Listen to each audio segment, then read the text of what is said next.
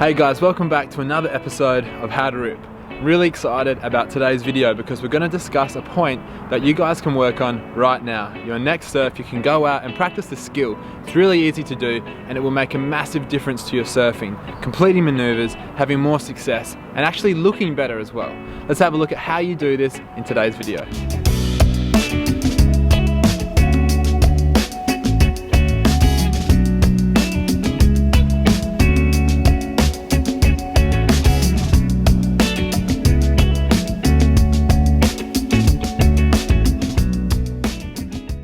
And guys, if you're new here, why don't you subscribe to the channel now, where we upload tutorials to help your surfing progress. And if you're interested in the wetsuits that we wear, and the boards that we ride, and other gear that we use, you can see all of that in the video description below. Make sure you mention How to Rip for special offers, discounts, and even free stuff.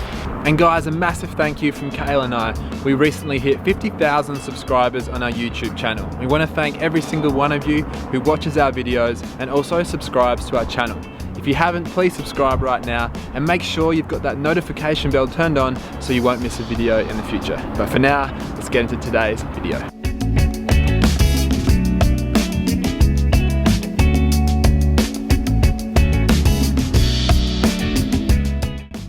So in today's video, we're going to cover 5 key points that all relate back to compression, because that is the secret to really fast progress in your surfing. And I promise you that if you can practice these 5 key points in your next surf, you'll notice a big difference. So let's have a look at them. Key point number 1 is using compression to control your speed. This could be performing a bottom turn or a carve or a cutback. Let's have a look at some examples.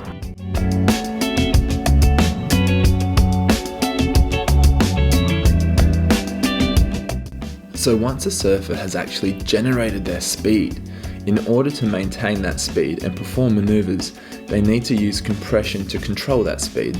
As you can see in this example here, I got really low to perform that turn and ride out of it, because that gives me more control having a lower center of gravity. You can also see that as I weaved my way through this fat section, I had to get low during that fat section just to help maintain my speed. In this example here, you can see that I get low as I enter that turn to control my speed and extend on the way out. So it's an intricate balance of compression and extension. See here again how I had to get really low at this point to ride out through that whitewater, because I had actually lost my speed. So in order to maintain what little speed I did have, I had to get low. Getting low also allows you to have a better setup position when you bottom turn. It allows you to maintain the speed that you've generated, look up to the lip to perform that maneuver. It gives you a better vantage point. You can see where you're going.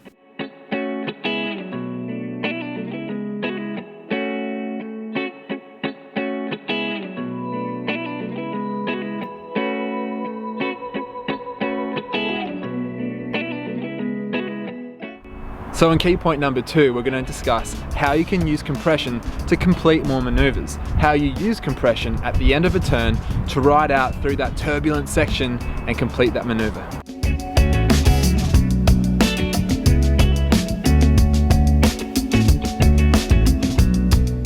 Using compression to finish your maneuvers is particularly important when you're surfing small waves like this.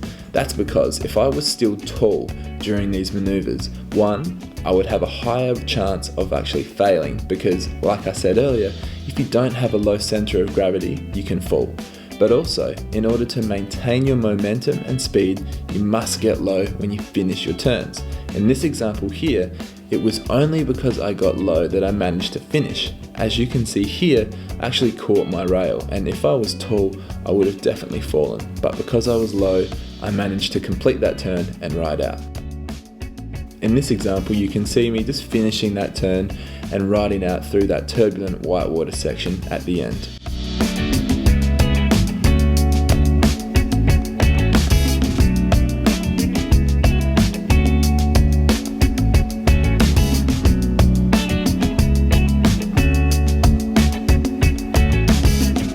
When performing turns like floaters and lip lines like this, you need to get low when you finish. That's because sometimes you can airdrop out and it's quite an aggressive landing. So by getting low, it protects your knees, just like when you land from a jump.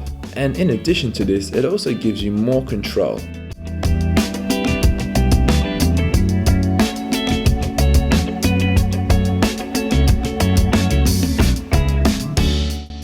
So key point number 3 is how to use compression to generate power and pop. Now we see people like Chipper Wilson using this all the time to perform these huge crazy airs. So let's have a look at some of his surfing and how he uses compression to generate pop.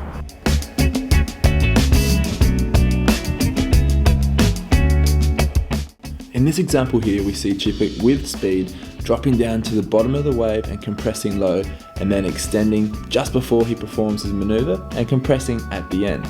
Like I said, it's a blend between compression and extension. Once again we see him compress and load up. Remember that coiled spring analogy that we use. By getting low and compressing, you're harnessing all your power and then releasing, whether it's in the air like this or performing a big turn on the face.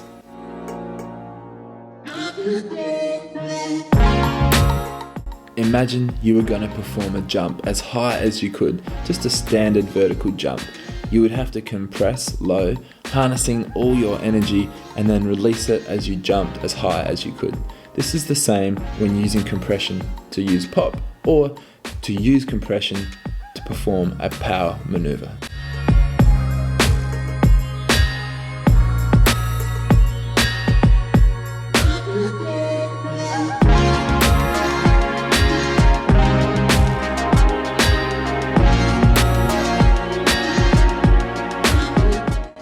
So key point number 4 is all about using compression to have more control over your surfboard in general.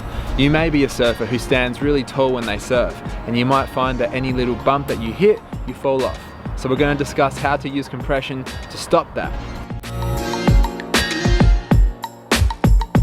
So in this example here we can see a bad example of compression.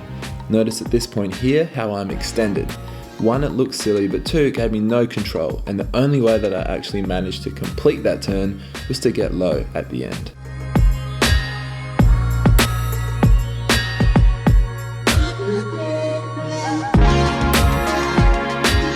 When a surfer takes off on a wave, they have to use compression to control their speed and also use their power. So as we can see here, Kale gets low as he enters his turn, and then as he's extending out of that turn, he then gets ready to compress again as he enters the next turn, and then bang, releases that power in a big hack, and then compresses low again.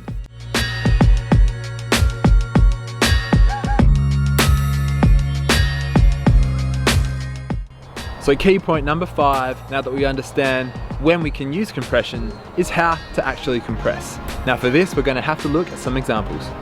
So I've broken down how to compress into 3 categories, 3 types. The first is explosive compression, where we see Chipper's front leg bent and his back powerful leg extended. This is how surfers generate power and explosiveness. Next, we have finishing compression. So finishing your turns, you end up in a different compression, where you just need to get low with a chest over front knee position. Here we see explosive compression again. And then here we see that finishing compression. Notice how they're different positions for the different purpose.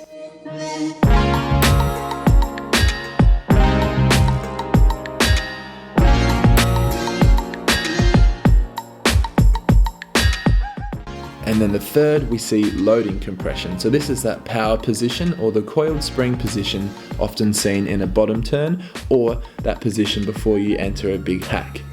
Here we have the explosive compression. Notice the front leg bent and the back leg extended, and then the finishing compression, which is different again.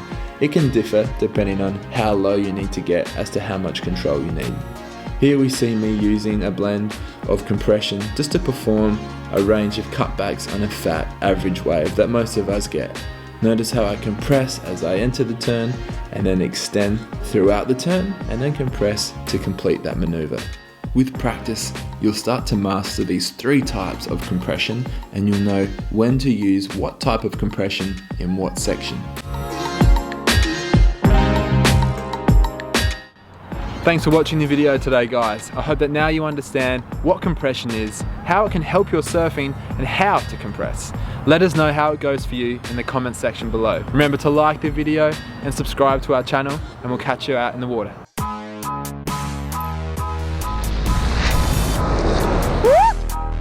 Something like this one. On the wave, then looking